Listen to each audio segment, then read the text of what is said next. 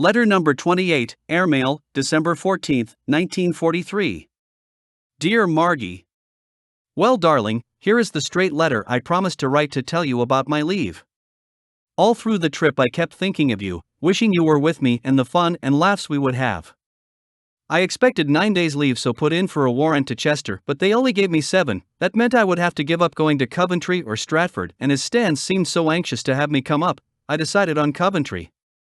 I left on the Thursday night and went as far as London, and the excitement started. I met a lad from our camp, one of the sergeants at headquarters. We started for the Beaver Club to check our kits for the evening.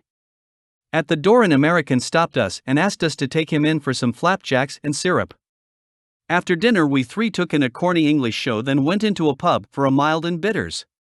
We were just having our drink when the warning went, so we decided it was a chance to see a raid. So, we took a tube for the embankment, but by the time we got there the all clear had gone. So, we decided another drink was in order. By the time we came out the tubes had stopped, a fog like soup had stopped the bus service. It was then and there I experienced a real London fog. Our flashlight would hardly show on the sidewalk. The American walked into a lamppost and nearly broke his head. At least we found a taxi parked in a lane, and after a lot of persuasion he said he would try to get us home for £1.50.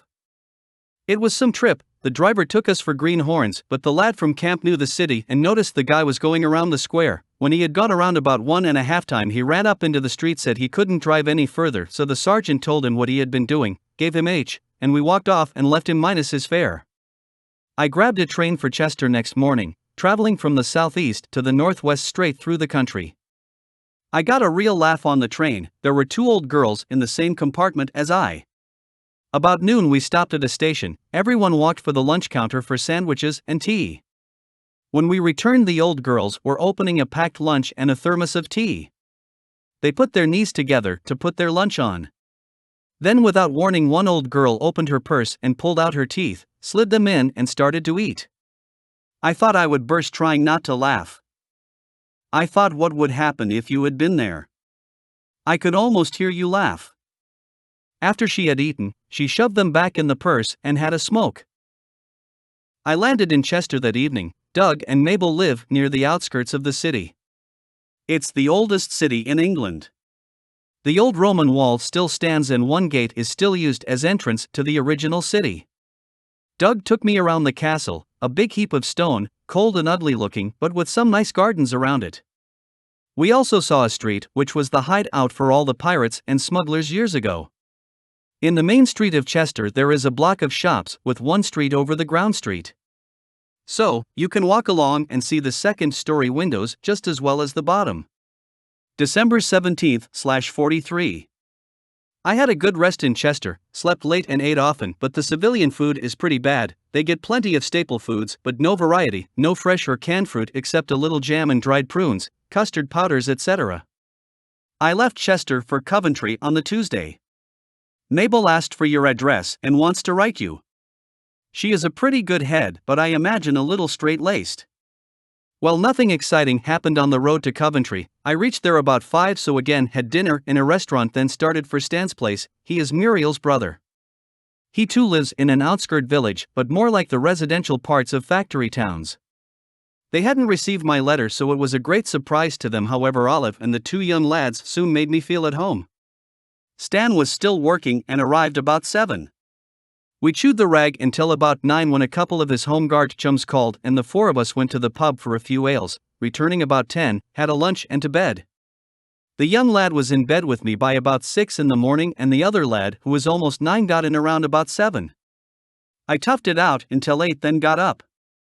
Stan and I went to Lymington in the afternoon, one of the prettiest towns I have ever seen, big wide winding streets with shade trees along the boulevards, also down the center of the roads, a good idea. On our return we walked through the main part of Coventry. I can't describe just what the bombed out part is like. There are whole blocks wiped out. Some places you can't even find the roads. They still have shovels clearing the debris away and wrecking gangs taking down unsafe buildings. There was a whole street of houses gutted by fire, just the walls left standing. A good many people were burned in this street. Stan said he and the family lived in the air raid shelter for 8 days in a row. Of course, he was on duty most of the night and helped clear the factory during the day, but he always came home once each day to see if the family was okay.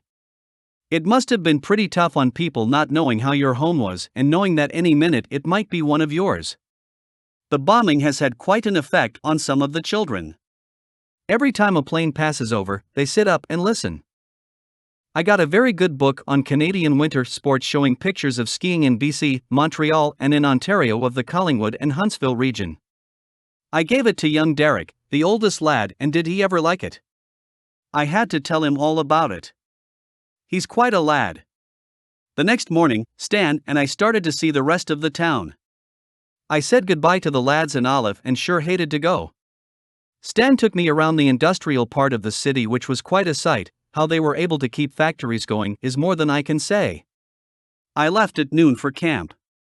Landed in London with about 2 hours to wait for my next train to camp, so started looking for a restaurant, got a fair meal in one but lingered too long and missed my train, so had to stay overnight. I got back into camp about noon the next day, 14 hours late, and got pegged 7 days' pay. While at Stan's, a letter came from Art Bowyer saying Don was over here. Was I surprised, and can't say I am pleased to hear it. I got in touch with Don Saturday, also young Jackson. Jackson went over to see Art, but Don and I spent the afternoon together. There was lots to talk about. Sunday, the three of us went down to see Art and spent about an hour there. Art was working, or supposed to be working, so we didn't stay long. However, the four of us expect to meet tomorrow if all goes well. Well, darling, a week from today is Christmas Eve. I don't think we can get a pass as they don't want to tie up trains. I guess Christmas will just be a day off in the army. Here is a 7-page letter, the best I have done for a long while, isn't it, dear? I would write more straight mail, but they take so long, and if I can get the airmail forms, I would rather send them. Well, darling, I should start a little work for the test on Monday, so I'd better put this up. All my love, darling. I hope you have a nice Christmas and don't overdo things. Bye-bye for the present. As ever. Roger XXXX.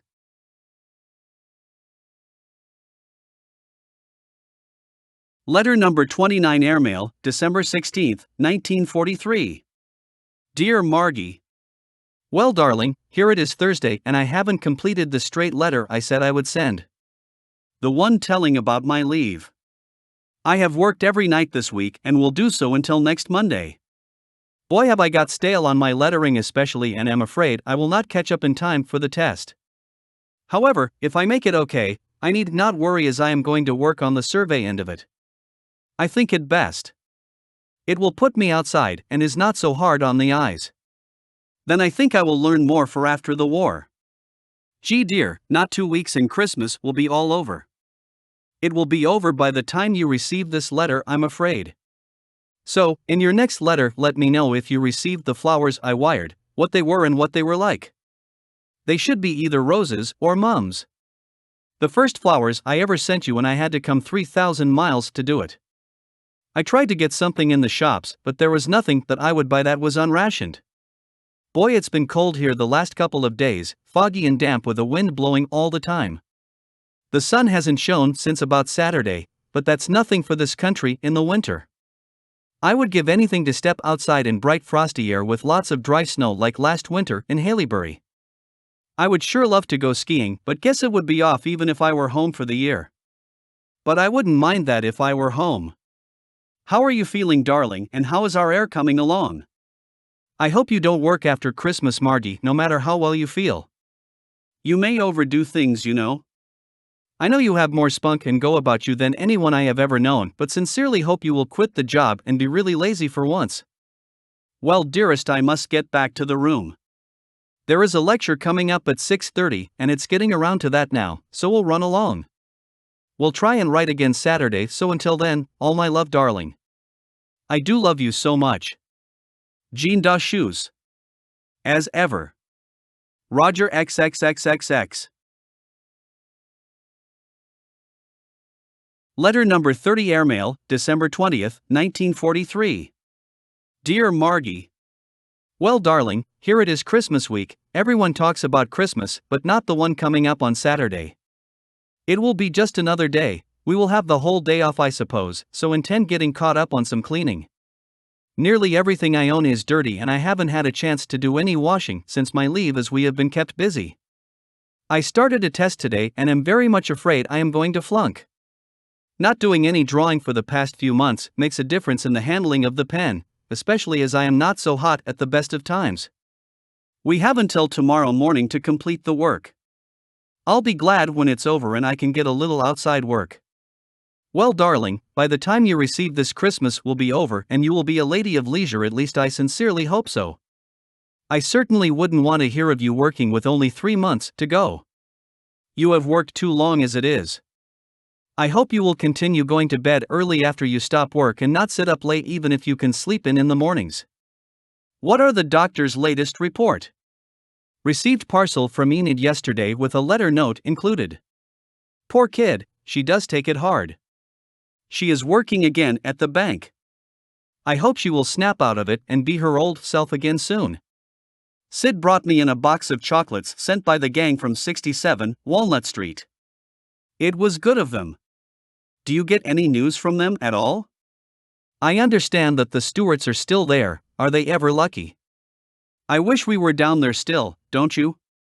Mail has slacked off again owing to the Christmas rush, I guess. I know they can't handle the mail they are getting in.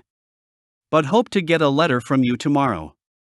I finished the straight letter I started the other day telling you about the leave. Have quite a few letters to write, Paul, Enid, the aunts at Stratford, a couple of lads at Petawawa and Windsor. So have a busy week ahead. Saw Don, Jackson, and Art on Saturday afternoon and evening. It was cold and a driving wind with rain, so we took in a show, then spent the rest of the time at the T&H Club hogging the chairs around the fireplace, reading, talking, smoking and drinking tea, weak and with milk. Boy, would I love a cup of your coffee, darling. Well, sweetheart. The best that Christmas can bring you. Give my regards to the folks and all my love to Margie. As ever. Roger XXXX.